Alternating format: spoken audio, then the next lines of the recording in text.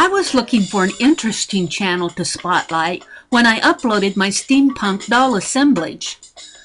A member of our art group shared a link to the World of Steam YouTube channel. Oh, this is perfect! What fun these videos are, and just the right inspiration to finish the creation of my own steampunk doll. The World of Steam is a set of episodes set in a steampunk universe. From swashbuckling heroes and corseted heroines to mad scientists and demons with identity crisis, well, the World of Steam has it all. For a little steampunkish inspiration, hop on over and check out the videos on the World of Steam. They are really worth a watch. Hi there. Look at this. It's a mouse. It died on me today. I had to go buy a new one. I installed the Chrome browser and all of a sudden this mouse started malfunctioning. And I don't know if that was a coincidence or what. But as you can tell, it's quite dirty. Well, maybe you can tell. So, it's gotten its use. I've had it for 4 or 5 years. I went to Target, and this is my new clean mouse. Why am I showing you this? Look at all these tools out here. Did you ever wonder what's inside of a mouse? This is not a wireless one, this is a wired one. It's made in China. We're going to take it apart. And the reason I'm going to take it apart, well, one thing, I like this little, but I'm going to be in a steampunk doll swap. And I was wondering if I could salvage anything out of this mouse to use on my steampunk doll. And I know I can, the cord. You know, this would make a nice, interesting addition to the doll somehow. I was wondering what's inside of these mice. So you're going to find out with me. Okay, so I start disassembling my mouse, and I take a screwdriver to it, and I'm just having a really hard time getting that mouse opened up. I'm trying everything. Finally, I get out my bone folder, and a screwdriver, and a metal ruler, and, well, I'm seeing that the mouse is starting to look like, the shell is starting to look like a skull, and I'm really interested to see what's, oh, look, scalpel, please, bone folder, please, let's break open this mouse. It's really hard to get it open. Usually things like this fall apart. Oh, it's snapped off, and look, there's a mini circuit board inside of that mouse. How interesting. That will be fun. And the bottom of it looks like a keyhole. Now I have some blank CDs that I'm going to snip apart, and I clean off the writing on them. I'm thinking that I can make a collar or arms or a neck or a body out of the CDs. Just kind of playing around with rearranging things and trying to get an idea of how this steampunk doll is going to come together. Not too sure at this point. I really like the bottom of that. It looks like a keyhole. Arms, wings, not too sure. Just fiddling around. Look at the face on that mouse. Now I have some clamshell packaging that my new mouse came in, and one of the members in our group shared where you can take a heat gun to a flower, cut out of that clear plastic, and shape it into a flower, and I did that, and I colored it with alcohol ink, and I really liked how that turned out. I'll be using that.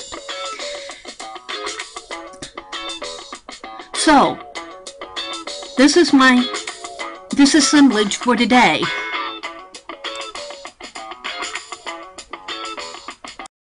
Okay, I also found this clock that I got at a garage sale last year.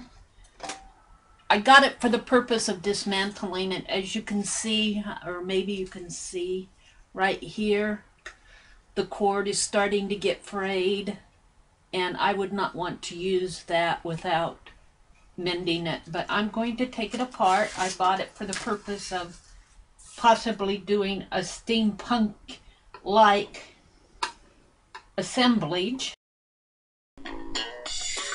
Okay, I start by showing you some of the items that I've collected. A watch. I have a little basket of doll shoes. And then I start removing the back off of this. It's a Seth Thomas Clock. Removing all the little screws. Trying to find the right tools to work with. I don't have all the tools. That case is a nice wooden case. I clip off the frayed cord. Cord's frayed. I wouldn't want to plug it in. Now I'm just trying to figure out how I'm going to remove everything off of this clock to see what I can find on the inside of it. I need better tools. I need smaller tools. I need some mad scientist tools to get into this clock. I found my fingernail file works the best. So I'm just working here at removing all the little screws and all the little, there are some rubber washers that need to be removed. That clock, the wooden case of the clock, I'm going to keep for myself. Kind of having trouble swapping out the inner parts of this. There's so many neat little gears in there, but I decide if I swap out the inner parts, I can keep the wooden case to alter for myself. So I find a little row of really fine copper mesh. And I'm just taking off all the main part of the back of it. Find some little gears and wheels in there. This must be an older Seth Thomas clock because it's really cool. Now I'm trying to figure out how I'm going to get the face off of the clock. I'll work with several different ways. No, that doesn't work. So finally I figure out that I have to remove the hands of the clock in order to get the face off. But I save them. Very cool face to the clock. Now I'll show you in a separate section how those gears work, how they actually move. I figure with the circuit board that has the retractable cord and the gears off the inner workings of this clock, I really have a neat steampunk doll going here. Haven't quite figured out what I'm going to use for the head. I think that skull's too big. I have that blank CD that might be a collar, or maybe I can put some arms on there somehow. I haven't figured out the arms yet. Face of the clock, I'm working with that, but I decide no, that's not going to work for me. I'm going to keep the face for another project. Playing around with those gears, they really move. It's really cool.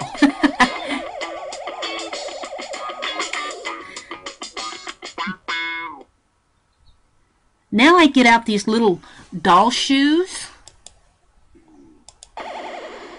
Try on several different pair of shoes on for the feet of this doll. I want it to be a freestanding doll, so I need to find the shoes with the right height. And I find them, and I think that I'm going to paint them a copper color.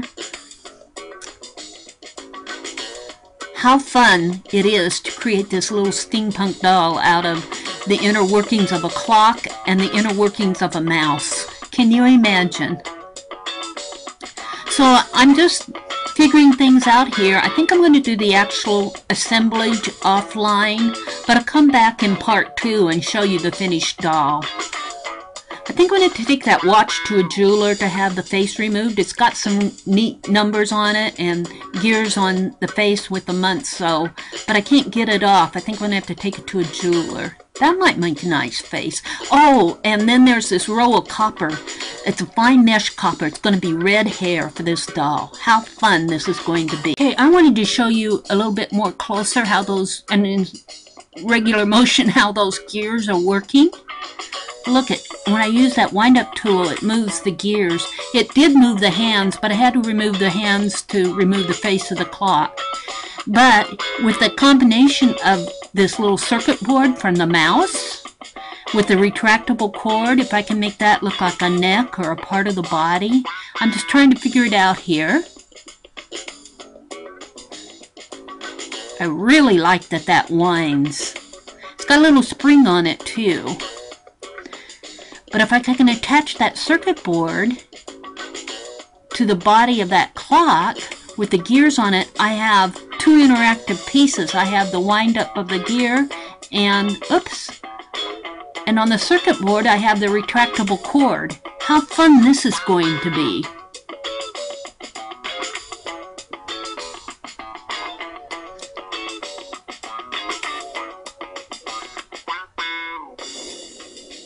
Yeah, I think I'm going to have to buy some E600 to get all this glued together, but I think that I have the basic body of my doll right here. How fun. Maybe that cord could be attached to a purse or something.